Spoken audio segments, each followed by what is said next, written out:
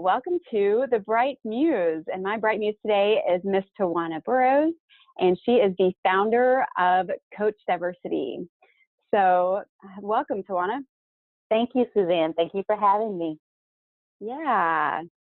So this is a program that we'll explain at the end. But before we get there, I want to hear a little bit about your story and what has shaped you in a way that caused the birthing of Coach Diversity Institute. Oh, that's a big question. So the who I am is I'm an advocate for change. Have always been an advocate for change, to seeing things in a way that I was always hopeful that people of color could always find some level of support, a community where they can share their challenges and frustrations, but also be able to take that to a broader audience so they can be seen and heard for change. So who I am is an advocate for change.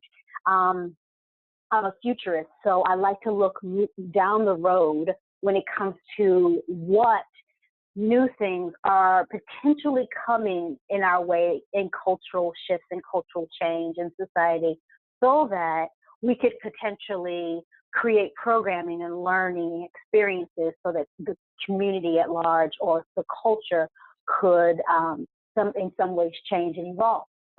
So I like to be on the forefront of that.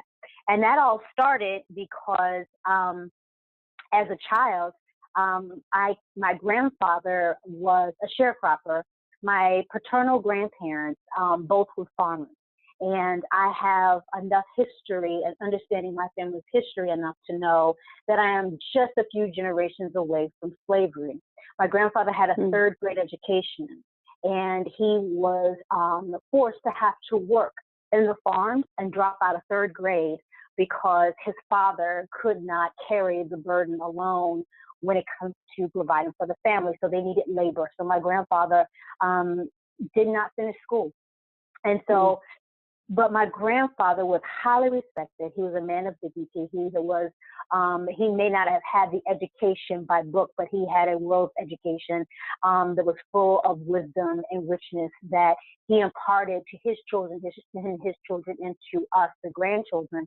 And I would say that knowing the history of the limited or the limitations of my family created a fire in me as a child, because my grandfather's expectation was for always all of the grandchildren to show up in the world as positive and productive citizens, but also to in some way use our gifts that we've been given, whatever they may be, to use our gifts to change society in some way, to be good people, to find ways to communicate goodness, right?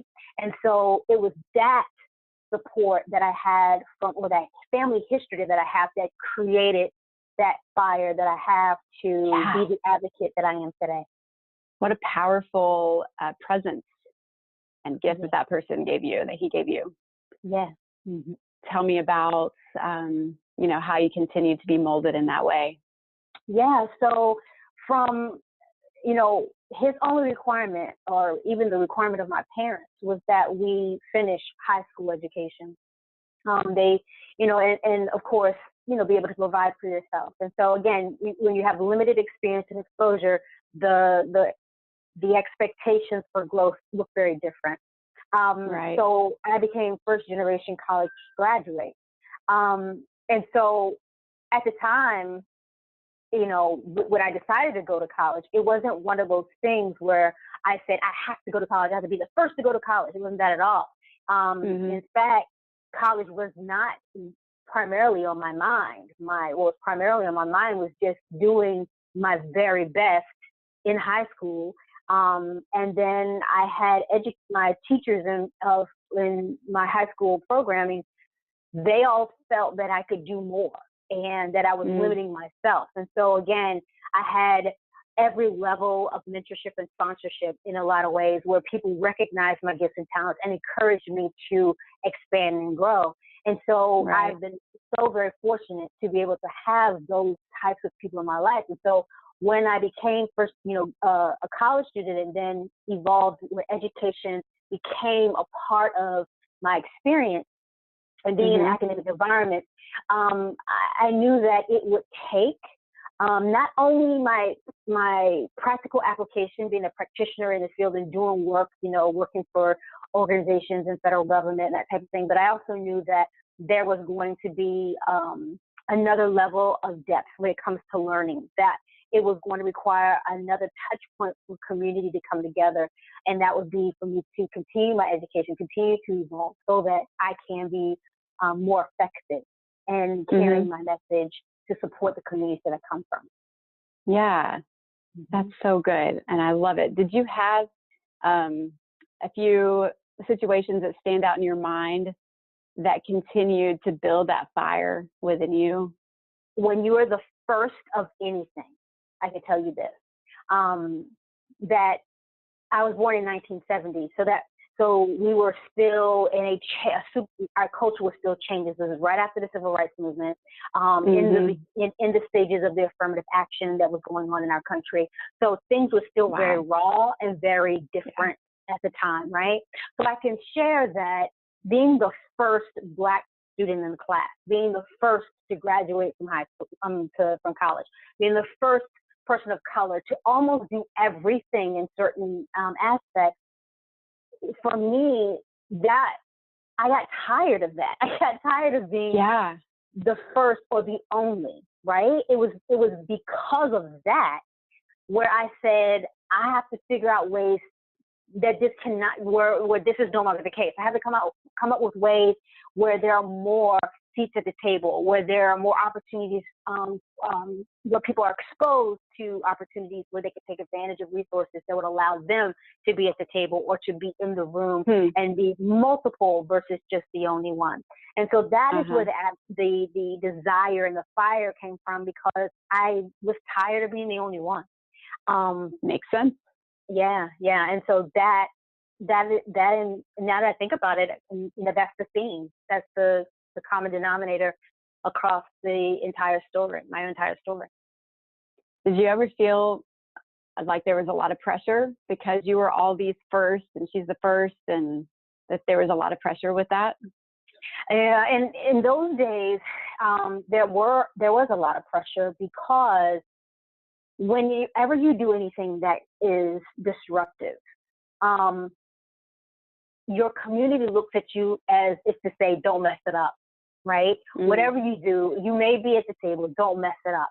So the pressure became, now that you're there, or now that you are have a certain amount of power and influence, and you're changing the landscape and you're diversifying the environment, don't mess it up, right? So be mindful that you don't say the wrong thing, do the wrong thing, be in the wrong place at the wrong time, so that all the hard work is not crushed, right? Because so often we've seen that happen. So historically, there's been a lot of first opportunities, a lot of people moving the needle in that space, but they've done something, or something has happened and it has messed it up for, as far as the work is concerned. And that was the pressure that I could not, even when it came to my own family, I could not mess it up. So if I was going to go to college, don't mess it up. That means don't get into debt. Don't, you know what I mean? Don't do the things that would cause the family to have additional pressure on them, right? So don't mess it up, girl. Ooh. Yeah, because anytime you mess up, it's not just about you. No. You're representing other people, important people. Right. Yeah. At any time, did that pressure just weigh on you, like in a paralyzing way, that it just felt too much? There were times where, I can think of a few times when I was working in the federal government, and a few times as I moved into different leadership positions, where the pressure to maintain a certain, as you know, we talk about masks in our training, where you had to have a certain mask on. And so the idea of not messing it up so that others can stay, or that others can come behind you, that pressure That was a lot. And there were times when I would go in at night at home and cry or be frustrated because I couldn't break through certain barriers, and that the stereotypes were still so very heavy. And that the burden of knowing that it may take another 5 years before I see some change in any way.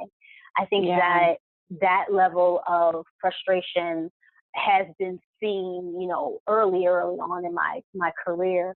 And I think that the power behind that is knowing that whenever you are called to do something great, that, you know, we all as leaders find ourselves in need of someone to support you, right? To support us. And so what I didn't do enough of is find the variety of mentors that I needed for those areas of my life, right? So I had a lot of people who were mentors and sponsors, but I did not selectively find ones that could deposit back into me when I felt that I was pouring out too much and I needed I needed more of that community around me. Okay. Yeah, because my next question, I was thinking of, how did you get past those times when you felt the weight of that pressure? What made you continue forward? Right. Because the only thing that I had to or continue to remind myself of, and it's funny because when I was working and really advocating for change, I was in science and tech. So it'd be one thing just to be the only woman in an environment, but when you're in science and technology, STEM fields, it's predominantly white male. And so when you're in that community, even the mentors don't look like you, right? So it's very lonely. When you do have a breakthrough and you are able to find someone who is an ally that can support you do find that they encourage you, they motivate you. But I can tell you that I realized as I became a mother, once I became a mother, that the only way I was going to survive any of the frustration was just to remember that I have babies to feed. I can't cry. I can't cry about it for too long. I can't be down for too long because my children need me and I have to endure. And so I did my faith and my kids. Those were my constant motivators. Okay, so tell me a little bit about Coach Diversity. Right. So Coach Diversity Institute was a 10-year process. I started out with my management consulting firm, and coaching was one of the services that I offered when I was by myself, you know, in this world, making, you know, progressive change, right? And so Coach Diversity was my thought that if I am able to gather a community of people who were professional coaches, who were of color, and I would be able to utilize them on projects that, you know, that I was hired to do as a consultant. Once I realized that there wasn't enough coaches of color, and I was really disappointed, but when I discovered that there wasn't enough of us, it became my mission to say, I don't want to be the only one, okay? Yeah. So I started the Black Life Coaches Network. And the Black Life Coaches Network was designed to bring coaches from the Black community together and help them evolve as professional coaches, become more visible in the community, to offer coaching services so that people could have a coach of their choice. You know, so the more variety you have, the better you feel sometimes when you can pick a coach like you pick a physician, right? The variety is there. So that evolution, once I created that community and I understood the challenges and frustrations of being in this industry, and the support that was needed and the amount of education and training that was needed, I figured that if I can get the Black community started, then I can repeat that for any other community of any other demographic group.